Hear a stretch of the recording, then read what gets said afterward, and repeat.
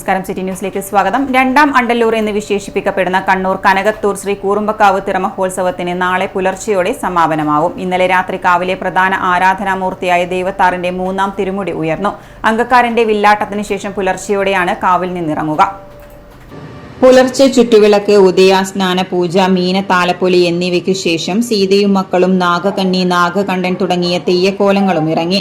ബാലിസുഗ്രീവ യുദ്ധവും നടന്നു. രാത്രി ദൈവത്താറിന്റെ 4ാം തിരുമുടി ഉയരും. ദൈവത്താർ, അങ്കക്കാരൻ, ബപ്പൂരാൻ, തമ്പുരാട്ടി അമ്മ, വിഷ്ണുമൂർത്തി എന്നിവയുടെ കൂടിക്കാഴ്ചയും ശേഷം അങ്കക്കാരന്റെ വില്ലാട്ടവും നടക്കും. പുലർച്ചെയോടെ കാവിൽ നിന്നും ഇറങ്ങും.